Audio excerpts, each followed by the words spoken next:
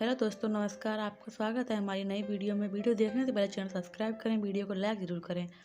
जिम्मेदारी जो उठाता है उसके पास बैठकर बातें करने का वक्त नहीं होता।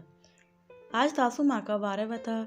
नंदिनी रसोई में काम में लगी हुई थी, जबकि बाहर रिश्तेदारों का आना जाना लगा हुआ था। जेठानी मीनाक्षी उन रिश्तेदारों से घिरी हुई थी। घर की बड़ी बहू होने के नाते उसे वहीं बाहर बैठना था। लोग आते जा रहे थे और सासू माँ की मौत पर रोती हुई मीनाक्षी को ढांढस बना रहे थे। ननद मेघा को, जिसकी पिछले साल ही शादी की थी, वो भी उसी के पास बैठी थी, जबकि घर के दोनों बेटे सरपिंडी पूजन में बैठे हुए थे। इसलिए घर के कामों की जिम्मेदारी छोटी बहू नंदिनी पर आ चुकी थी।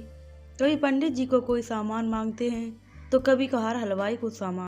नंदिनी के पास फुर्सत नहीं थी कि वो रो भी सके। ऊपर से जेठानी का 5 साल का बेटा अर्जुन और खुद की 4 साल की बेटी परी को भी संभालना था।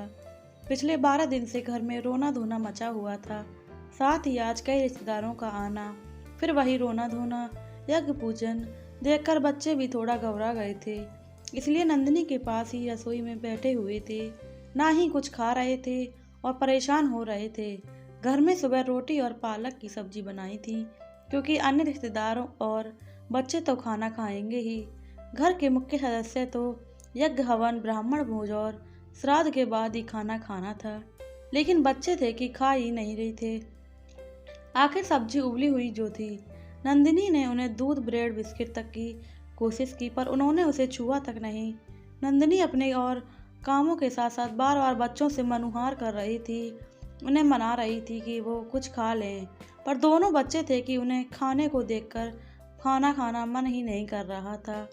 आखिर थक हार कर नंदिनी ने उनसे पूछा, बेटा क्या खाओगे तुम लोग? मुझे बताओ, मैं वही बना देती हूँ। चाची मैगी बना दो ना। नन्हे अर्जुन ने कहा, हाँ मम्मा मैगी बना दो। परी ने भी कहा। आखिर थक हार कर नंदिनी ने रसोई का दरवाज़ा अड़ोला और भगोनी में मैगी उबालने के लिए पानी चढ़ा दिया। उसमें मैगी डालकर उबालने लगी। थोड़ी देर बाद जैसे ही उसमें मैगी मसाला डाला तो पूरी खुशबू की महक रसोई में फैल गई। अब खुशबू क्या है, वो रुक तो सकती नहीं क्या? आखिर खुशबू बाहर तक आ ही गई। ननद मेघा दौड़ी दौड़ी रसोई में आई और आते ही बोली, अरे छोटी भाभी, ये क्या कर रही हो आप? लोग क्या सोचेंगे? घर में सास का 12वां चल रहा है और आप यहाँ रसोई में मैगी बना रही हैं।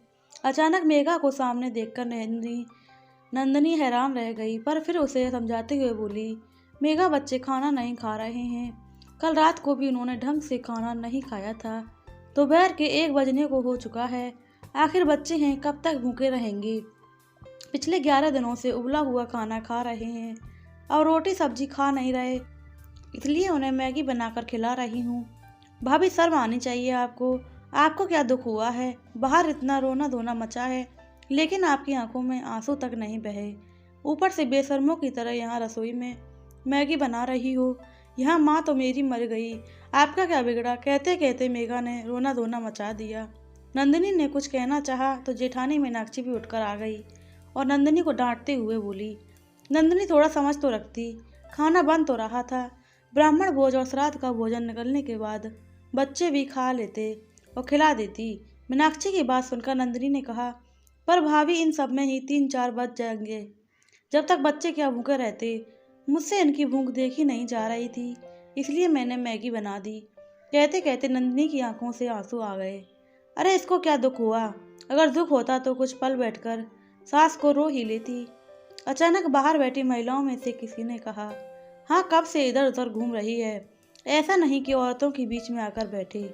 अरे कोई शादी विवाह का काम है क्या जो भाग भाग कर काम कर रही है? एक अन्य महिला ने कहा, देखो, मैंने इसलिए कहा था, इतनी समझ तो तुम रखनी ही चाहिए नंदिनी। बेवजह लोगों को बोलने का मौका क्यों देना? मीनाक्षी ने अपनी बात सही बताते हुए कहा। इतने में मेघा जोर जोर से दहाड़ मारकर रोने लगी। बच्चे देखकर यह और ज़्यादा डर गए और नंदिनी से आकर लिपट गए, जबकि मीनाक्षी मेघा को चुप कराने लगी। आखिर यह तमाशा काफ़ी देर से बुआ सास भी देख रही थी। वह उठकर रसोई में आई और नंदिनी से बोली, छोटे बहू, सबसे पहले तो गैस बंद कर और बच्चों को मैगी डालकर खाने को दे दे। वैसे भी मैगी तो कहाँ बची होंगी, वो तो मैगी का हलवा बन गया होगा और फिर मेघा की तरफ देखते हुए बोली, क्यों री मेघा, क्या कह रही थी? तेरी माँ मर गई, छोटी बहू का तो क्या बिगड़ा है? बोलने से पहले सोच तो ली थी। पिछले 4 महीने से तेरी माँ बीमार थी, तो एक ही दिन आकर मिलकर चली गई। यहाँ इस घर की बहुओं ने ही उसे संभाला था। नंदिनी भी इस परिवार का सदस्य है, इसलिए इस परिवार के बच्चों के लिए सोच रही है। बच्चे अगर मैगी खा लेंगे तो तेरा क्या बिगड़ जाएगा? मैगी उबाल कर ही तो दे रही है, कोई पकवान थोड़ी ना दे रही, तो तमाशा कर रही है। जो चला गया वो चला गया, उसके पीछे जो जीवित है उन्हें क्यों भूखा मारना, और खासकर वो भी बच्चों को। और बड़ी बहू, तुम नंदिनी से कौन सी समझ की बात कर रही हो? वो अकेली अपने बेटे के लिए तो नहीं बना रही, साथ में तेरा बेटा भी बैठा है। ये तो उसकी ममता है कि वो दोनों बच्चों को भूख नहीं देख पाई और मैगी बनाकर खिला रही है। अरे वो है इस घर में, तभी तो तुम इतनी आसानी से बाहर औरतों के बीच बैठ पाई रही हो। तो बजाय उसकी जिम्मेदारियों को समझने की तुम उसे ही सुना रही हो। बुआ जी की बात सुनकर मेघा और मीनाक्षी दोनों चुप हो गईं। तब बुआ जी बाहर बैठी उन औरतों से बोली, हाँ तो आओ मेरे सामने, मुझसे बात करो। क्या कह रही थी तुम लोग? छोटी बहू सास को रोने के लिए औरतों के बीच में नहीं बैठी। अरे जो जिम्मेदारी निभाता है ना, उसके पास रोने का वक्त भी नहीं होता। दूसरों की घर की बातें करती हो, अपने घर को संभालो। घर में कौन रो रहा है कौन नहीं, ये सब देखने की जगह अपने काम से मतलब रखो। बुआ जी की 2 टूक जवाब से उन औरतों ने वहां से उठकर निकलने में ही अपनी भलाई समझी। वीडियो अच्छी लगी हो तो चैनल सब्सक्राइब करें, वीडियो को लाइक करें, कमेंट करें और शेयर करना बिल्कुल ना भूलें। जय श्री राम, राधे राधे, जय श्री कृष्ण।